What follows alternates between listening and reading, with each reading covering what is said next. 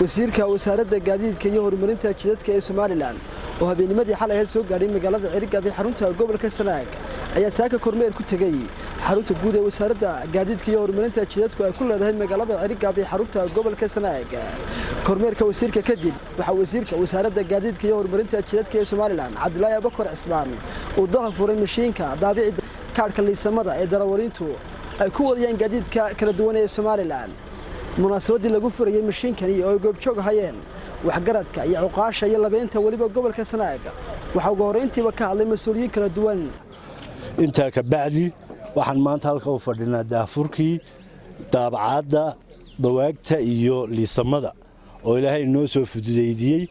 aynu galbeed u doonin jirnay wasaaradda gaadiidka iyo horumarinta jidadka waa wasaaradda gobolka loogu jecel yahay waxay u qabatay waxyaabo badan oo ay wadadu ka mid tahay waxay noo fududeysay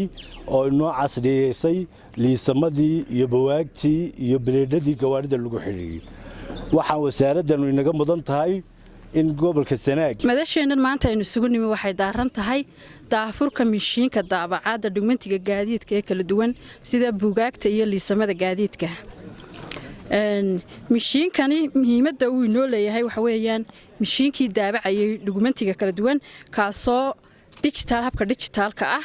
faa'iidadiisa koowaad ee macnaheedu uu miishinku leeyahay waxa kamid ah in berigii hore aynu waxeenu ahaan jiray wax dhugmentiga in waraaqa lagu diiwaan geliyo hadii markii hore uu ka lumo liisankaagu aan reference dambe la helin ee uu qofkii noqonayo qof cusub ama imtixaan uu dib galayay inta kadib waxaan u mahad celinaynaa wasiirka iyo qalabka uu inoo keenay oo inoo ku soo dadaalay aan gobolka hor u lahayn oo miishinkani kamid yahay waayo hargeysa wax loo doonan jiray qofka wax ka lumaana ama dokumentigu ka lumana dhibaatay ku ahayd inuu hargeysa u doonto ama lambaafiyo ama ay muddo ka noqoto oo ay hawl badan ka qaadato maanta gobolku isgaranayo miishinka loo keenay oo qofka ama wax ka lumaana ama sharciga samaysan waaya la isgaranayo aad iyo aad baan ugu hambalyeynaa wasiirka iyo madaxda uu hogaaminayo miishinka keenay wasiirku mudan yahay miishinka iyo qalabka ay keeneen waayo wuxuu ka qayb qaadanaya amniga ka qayb qaadanaya dadku waxay moodayaan inuu sharciyada uu yahay amniga ka qayb qaadanayaan gaadiidku waa ka dambiilaha qaada waa ka qofka wanaagsan qaada waa ka wax kasta oo wax sameeyo wax fududeeya waa gaadiidka marka loo helo sharciyad ee loo eego waxay noqonaysaa inuu tuug ama cidii wax xumeynaysa aanay ku soo dhadhuuman karin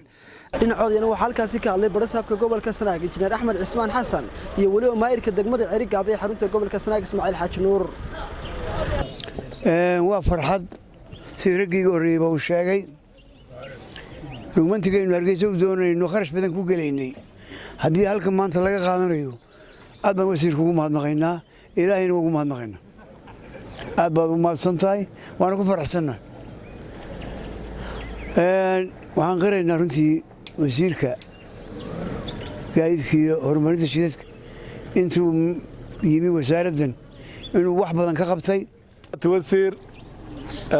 waxaan horta aad iyo aad maanta maxaan ku raadin ka mahad celinaa ka wasaarad ahaan arrintan xafladeeda u fadhino oo runtii ahayd mid baahi weynka gobol ahaan u qabno oo bulshadu ay aad ugu dhibaataysnayd in maanta halkan aanu ka helno ama aad noo keento miishinkii daabacaya buugaagta iyo maxaan ku idhaahdaa iyo liisamada waxa dhacaysay berigii hore buugga gaadhiga wuxuu ahaan jiray buugoo jeebka lagu ridi jiro wax weyn buu ahaa mar walba dad hargeysa ka soo qaato wad yar taabanayso inaad haysaad arkaysa maanta markuu laf noqday ee laftii yar hargeysa aad ka soo qaadato waxba laga yaabaa inay dhexda kaaga dhacdo gabagabadina waxa halkaasi ka hadlay maariyaha hay'adda wadooyinka Somaliland iyo waliba wasiirka wasaaradda gaadiidka iyo horumarinta jidadka ee Somaliland Cabdullaahi Bakar Cismaan bacda salaan runtii sida la sheegay daafurka kan waa daafurkii daabacada liisamada iyo bawaagta gaadiidka in badan baa loo oomanaa oo in badan baa la sugayay in badan waqti badan baa dadku runtii danaynayeen in agabkaasi qalabkaas u yimaado maanta mar hadduu yimi waxaan leenahay ka faa'iideysta hawl badan iyo waqti badan iyo runtii dhaqaale badan markaan ka tago mahadnaqa waxaan maanta u joognaa munaasabad aan isleeyahay way mudnayd inaynu xaflad noocan oo kale u qabanno sideedaba dawladdu waa adeeg bixiye adeeg amni bay bixisaa adeeg caafimaad bay bixisaa adeeg waxbarasho bay bixisaa dawladdu inta badan waa adeega